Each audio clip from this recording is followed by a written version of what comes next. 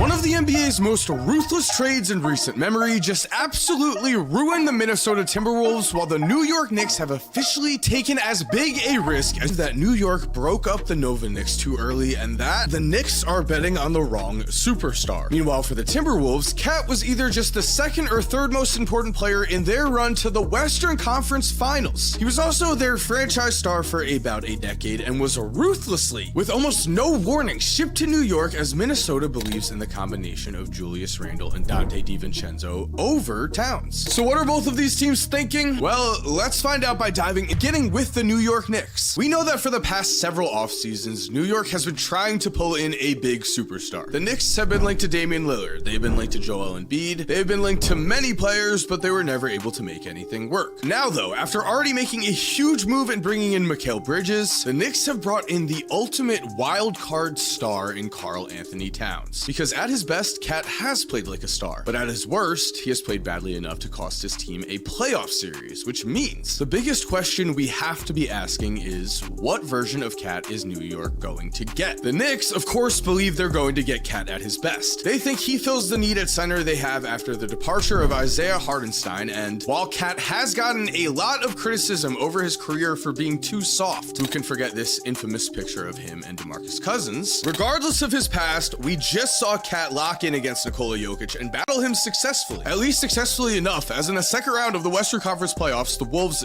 did beat the NBA's defending champions, and Cat battling and giving it his absolute all was one of the major reasons why. If we're looking at Cat's absolute upside here, I also think we have to mention, before he began to share the court with Rudy Gobert, from 2019 to 2022, Karl Anthony Towns averaged nearly 25 points per game and should, at this point in time, be in his absolute prime. We have to remember that there has not been a single NBA champion with one all-star type talent since the 2011 Dallas Mavericks. Every other champion we have had since then has had at least two all-stars or more, and it's easy to forget that at one point in time, Cat was seen as a generational talent. I know those words are big, but back in 2016, ESPN made the argument that Cat was the best prospect since LeBron James. And then in 2018, at the age of 22, Cat was third team All-NBA. Knicks coach Tom Thibodeau also coached Cat in Minnesota from 2017 to 2019. So you would think at this point, Tibbs knows what he's getting, and this trade is an A+. The problem is, the last time Tibbs coached Cat, things started fine and slowly pay me. I'm like that. Y'all think that team can win without me? I'm him. Pay me, pay me. An absolutely absurd situation, and while at the time it was thought that Jimmy personally had a problem with Andrew Wiggins, it later came out that it was Cat's work ethic he was questioning. It was Cat's toughness he was mocking, and it was Cat who he personally guarded in the scrimmage where Jimmy slightly lost his mind. Tom Thibodeau knows all of this though. He must have a solid reason for why he believes that Cat will fit into this current system, and why he believes that Cat will be able to keep up defensively. I have to say though, the more that we look at this, the more massive questions we find no matter how we slice this. Karl Anthony Towns has not had the reputation of a player who handles pressure well, and the bright lights of New York City are notorious for being harder to play under, as the media can be seen as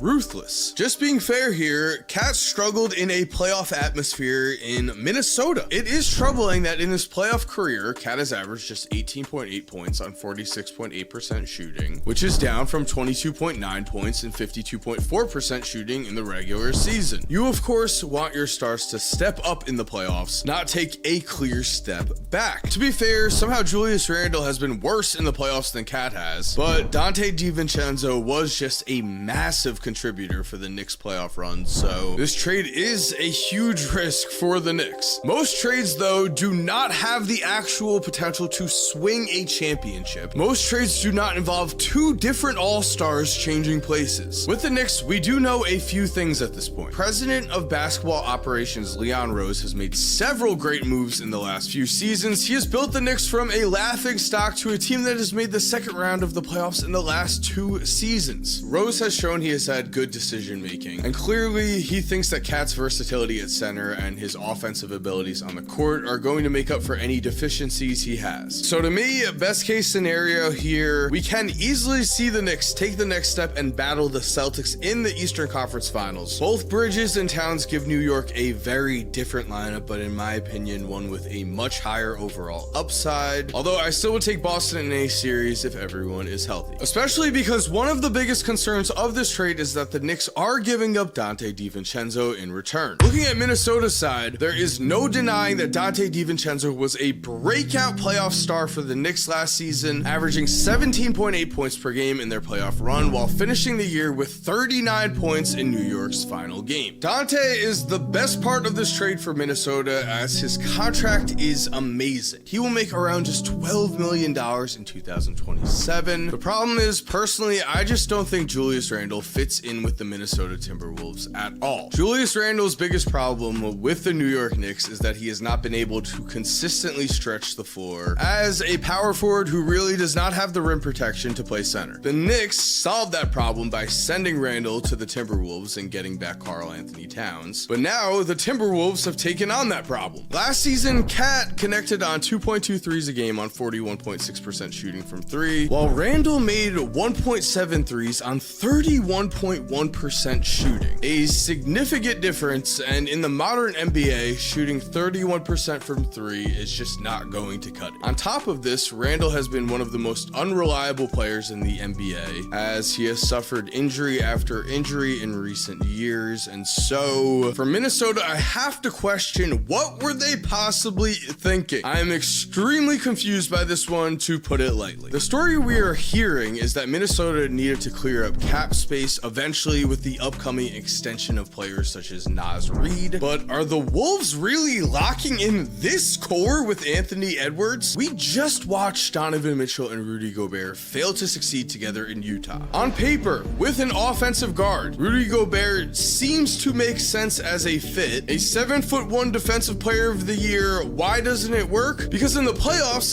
time and time again, Gobert has failed to deliver to the point where teams have targeted him. Regular season Gobert has been great defensively. In the postseason, when teams have advanced offensive game plans going, he's been awful, simple as that. And looking at the Minnesota Timberwolves roster makeup, the combination of Cat and Gobert was already shaky, with Cat spreading the floor, shooting 41% from three. Now with Randle being a liability from deep, Anthony Edwards is going to get less floor spacing, and we have seen teams overreact and make big moves such as this one after getting embarrassed in one single playoff series before. Is that what is happening? Is Minnesota overreacting after losing in 5 games to Dallas? I think so. In my opinion, the best option here was just to run it back, at least until you could get some better value for Cat. Anthony Edwards last year, during that playoff run to the Western Conference Finals, was just in his 4th season. This core was finally clicking together, and they were also following the classic blueprint. Make a deep run with a young playoff star, lose, learn, come back, take those lessons with you, and win. Except Minnesota really just took a massive risk here. If this trade does not work out, Minnesota is going to be rocking the boat with Anthony Edwards. The reality of the NBA we live in is that a star of Anthony Edwards' caliber is really in control of his own career, at least to the point of if he demands a trade, he's going to get it. Ant is one of the most competitive players in the league, and he just got a taste of the Western Conference Finals last year. The last thing Ant is going to want to do is go backwards, and if this team does, Ant is going to have one pivotal move to look back on. A move where Minnesota